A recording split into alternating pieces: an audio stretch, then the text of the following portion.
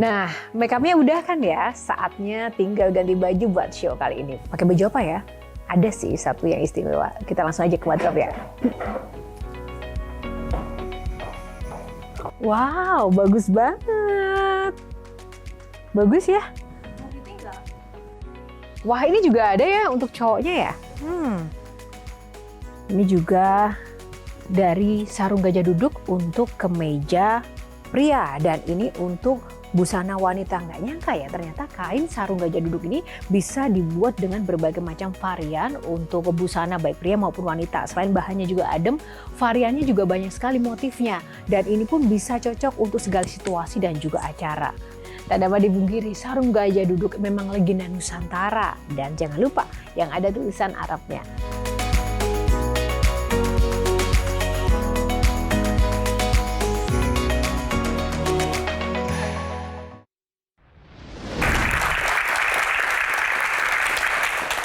Halo pemirsa, apa kabar Anda semua? Semoga selalu sehat dan semangat dimanapun berada. Jumpa lagi bersama saya Yohana Margareta dalam program unggulan Metro TV Q&A. Karena setiap pertanyaan selalu ada jawaban. Pemirsa, Q&A malam ini akan membahas kegaduhan hasil Pilpres 2024. Lalu sebelumnya kita juga akan membahas hal-hal terkini dan terupdate. Dan saya tidak sendiri, panelis yang terbaik kami sudah dengan sangat setia dan berbaik hati untuk hadir di tengah-tengah kita. Langsung saja kita sambut yang pertama, Kang Maman. Mbak Tejo. Yohana. Oke. Sherry Anavita. Bang Ferry, selamat datang. Dan ada Semi.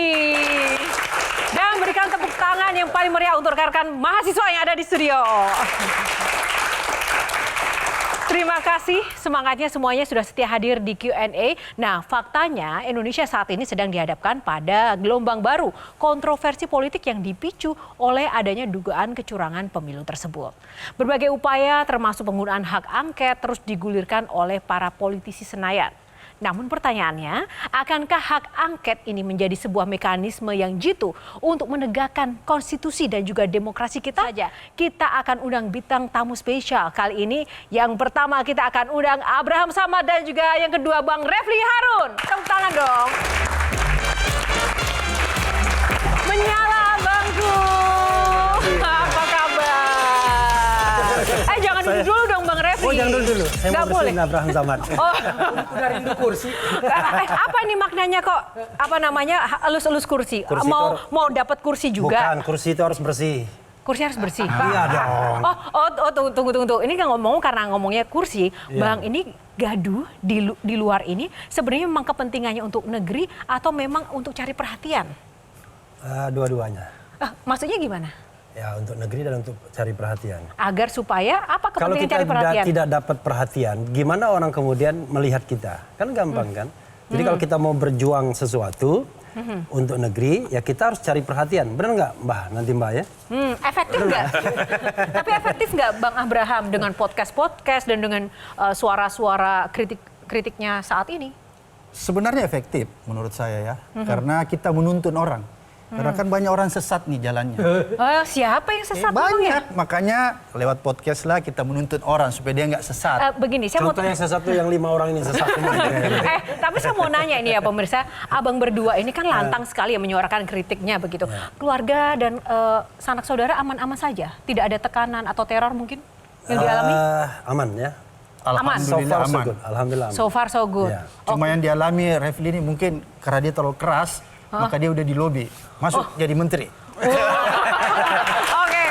Paling tidak nama saya disebut waktu deklarasi kemenangan. Ya Oh, kan? tapi ya, itu bukan Perlu tujuan. diklarifikasi tapi. Oh, itu. diklarifikasi ya. Iya. Oke, pemirsa sebelum kita akan memulai, saatnya kita akan pemanasan dulu. Tidak hanya dua bintang tamu kita, saya juga pengen dong para panelis ini juga punya solusi apa sih untuk negeri ini. Ayo dong bangkit berdiri, saya pengen tanya langsung nih. Rekan-rekan panelis boleh kita berkumpul di tengah, kita ngeriung di sini ya. Kumpul warga musyawarah bersama. Silakan Bang Refli dan juga Bang Abraham ikut dong. Oh ikut. Nah, yang pertama, Bang Semi, apa solusi untuk negeri?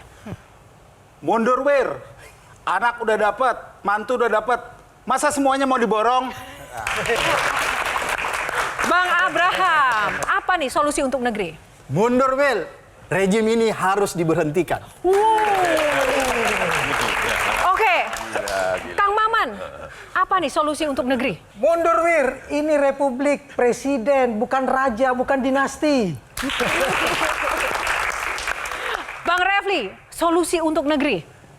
Mundur Jok, yang curang diskualifikasi. Shirley, maju dong. Apa solusi untuk negeri? Mundur Wir, reformasi itu harusnya berjalan maju, bukan berjalan mundur. Apa solusi untuk negeri, Bang Ferry? Mundur Wir, angket beras mau lewat.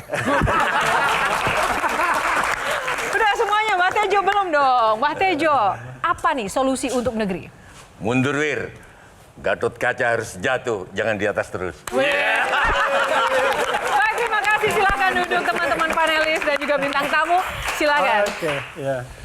Pemirsa dan juga rekan-rekan bintang tamu, seperti biasa aturan mainnya ada 9 box. Nanti akan ada pemilihan nomor yang akan dipilih oleh Bang Refli dan juga Bang Abraham. Kita buka dulu. Bang Refli boleh pilih nomor berapa? Nomor 9. Ya, nomor 9. Kenapa pilih nomor 9? Saya ingat SBY. SBY itu sangat mengagungkan nomor 9 karena kelahiran 9 September dia. 1949. Kalau tidak salah 1949. Dan 9 September kelahiran Demokrat. Nah, Demokrat partai yang saya sesalkan hari ini. Oke. Makanya pengagum SBY ya.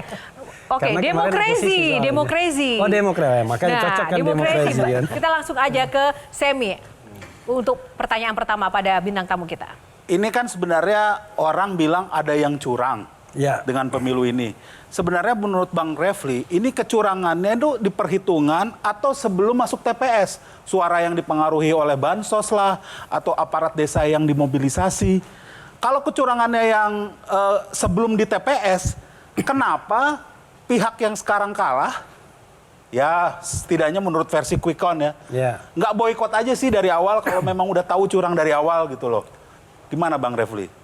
Iya juga ya pikiran dia. Iya, betul. Demokrasi dan pemilu itu kan sarana dan komitmen kita.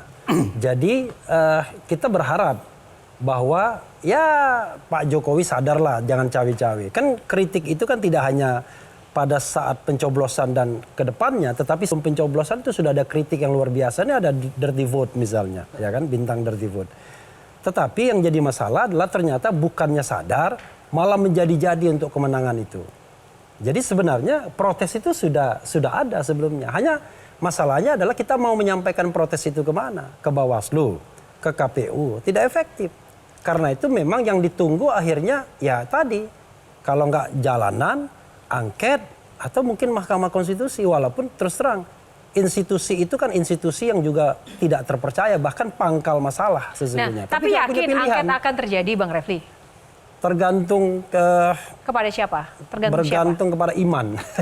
Enggak, serius. Ini kan saya serius ada banget. kesan Kenapa saya bilang angket ini iman? kan soal kalau kita maju bicara 01 dan 03, itu dia punya 314 suara. Dan itu mayoritas, 50% plus 1, dan itu sudah cukup untuk mendorong hak angket. Setelah diinisiasi dari 25 orang minimal dengan lebih dari satu fraksi.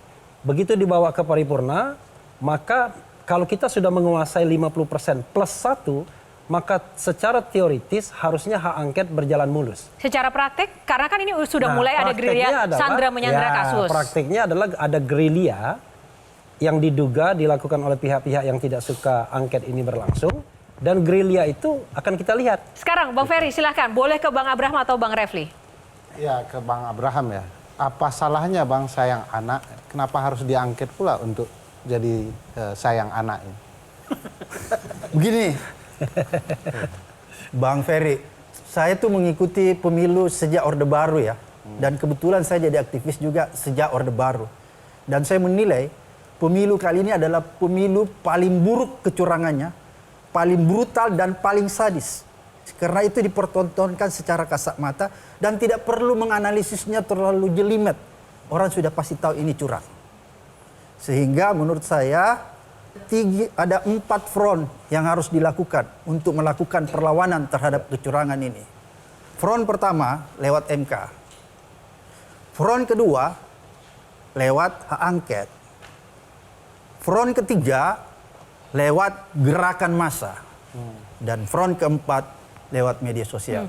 Nah, perlawanan-perlawanan ini misalnya seperti suara-suara dari Bang Abraham atau Bang Refli, ini benar-benar pure atau memang karena ada kepentingan? Misalnya kayak Bang Refli kan juga dekat sama Pak Jokowi, pernah menduduki beberapa posisi seperti itu. Atau ini sebenarnya hanya ajang balas dendam? Seperti apa Bang Refli dan Bang Abraham sama? Saya minum dulu ya, biar Abraham sama yang menjawab dulu. Bang Abraham dulu. Jadi sebenarnya nggak ada soal balas dendam. Saya dengan Pak Jokowi akrab banget loh. Ya. Dan pertama saya menyatakan bahwa saya tidak bisa lagi menerima semua produk pemerintahan ini ketika merevisi Undang-Undang KPK. Disitulah saya melihat bahwa pemerintahan ini sama sekali tidak bisa diharapkan lagi. Dan ketika itu juga saya mengambil posisi bahwa saya harus berhadapan dengan pemerintahan ini. Saya harus menjadi orang yang paling terdepan untuk mengkritiknya. Yakin apapun resikonya? Apapun resiko. Kalau misalnya ditawarin jabatan atau mungkin uang? Begini, dari dulu saya sudah menerima risiko yang luar biasa ketika jadi ketua KPK. Saya udah dikriminalisasi. Dulu juga jadi aktivis, saya udah pernah dipenjara. Jadi menurut saya begitu biasa-biasa aja lah. Jadi bagi saya bukan lagi hal sesuatu yang saya takuti. Ya. Kalau ditawari jabatan, mungkin saya nggak ditawari jabatan. Yang ditawari jabatan itu Bung Refli. Oke, baik. Kita lanjutkan ke Bung Refli. Dan saya, kewajiban moral saya tidak boleh ikut dalam gerbong pemimpin yang saya anggap, keras nih ya, pemimpin yang saya anggap mendapatkan kekuasaan dengan cara curang. Oke, bicara... Saya bahkan mengatakan haram hukumnya. Haram. Haram hukumnya. Oke, bicara soal moral dan etika, kita ke Mbak Tejo. Silakan Mbak Tejo. Ngeri nih. Ngeri nih kalau Mbak Tejo. Gini loh, saya kalau ngelihat orang yang speak up kayak Abraham Samad, kayak Refli Harun, saya terus beralih ke masyarakat. Apa mungkin karena masyarakat kita nerimo. Suatu hari di Bali, di resepsionis, ada bule yang protes hanya karena sendok putihannya itu ada air. Ya. Kalau kita di kamar hotel bintang berapa terus masih ada, ya oke lah biasa. Nah, Dilap sendiri. Gitu. iya ya sudahlah jangan Nah, berhadapan dengan masyarakat kayak gini, mungkinkah ada revolusi? Sepertinya kalau kita melihat rakyat kita yang lagi permisif, saya mengistilahkan gitu, Iya, rakyat kita yang lagi betul. permisif dan mengalami orientasi nilai, maka mungkin kita agak khawatir. Tidak terlalu punya harapan bahwa akan bisa terjadi yang namanya reformasi maupun revolusi. Tapi ada satu hal yang perlu diingat, bahwa revolusi dan reformasi itu memerlukan momentum. Momentumnya sekarang ada. Tinggal bagaimana kita mendorongnya sekuat-kuatnya sehingga itu bisa bergulir. Mudah sekali melihat kecurangan ini, tapi Iya. kita susah membuktikan. Enggak, Gampang membuktikan aja. gampang juga. Yang Ya, susah itu adalah hati nurani hakim untuk berani mengatakan ini curang dan Anda saya diskualifikasi. Pihak sana berpendapat bahwa ini kecurangan akan susah dibuktikan. Makanya saya minta klarifikasi. Apakah kecurangan pemilu ini seperti kecantikan? Misalkan kita tahu, kita semua mengaku Yohana cantik. Terima gitu loh. kasih Mbak Mbak. Tejo. Jadi buktikan bahwa dia cantik. Nggak bisa kan? Gitu loh. Mbak, Bisa. Apa Mbak. buktinya? Oke, begini. Bisa nggak saya tanya? Enggak, ini penting. Johanna nggak boleh ngomong. Ini soal apa buktinya? Apa buktinya bahwa dia cantik? Mbak, saya balik. Oke. Ini pertanyaan Mbak, jawab ya. Iya. Yakin nggak kalau istana terlibat dalam orkestrasi kecurangan pemilu? Mbak, yakin apa enggak? Ada keyakinan itu. Nah, ya kan? Yakin nggak kalau istana mengeluarkan bansos untuk kepentingan pemilu? Secara kepatutan, ya. Yakin nggak kalau aparat baik sipil dan militer terlibat dalam pemenangan paslon tertentu? Saya nggak berani ngomong. Yakin apa enggak? Karena saya nggak sesiap Bang Abraham. Nah. Gitu. Oke. Coba bayangkan, kita tidak siap ngomong itu bukan berarti nggak yakin, nggak berani ngomong kan? Bayangkan, kita yakini semua kecurangan. Yakin nggak ada intimidasi? Yakin nggak ada mobilisasi terhadap aparat desa? Semua itu kita yakini. Tapi masalahnya adalah ketika kita presenting ke Hakim MK mengatakan, tolong angka-angkanya dulu lah, kami jangan dibawa pada persoalan-persoalan yang substantif seperti ini. Nah, makanya kita akan dorong Hakim MK untuk berani dengan otot massa ini. Mudah-mudahan gerakan massa itu bisa mengimbangi ketakutan mereka akan intervensi kekuasaan lain. Baik. Oke, tunggu.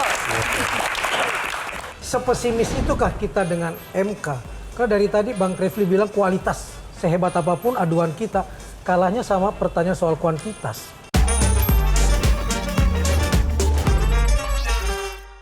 Jelajahi cara baru mendapatkan informasi. Download Metro TV Extend sekarang.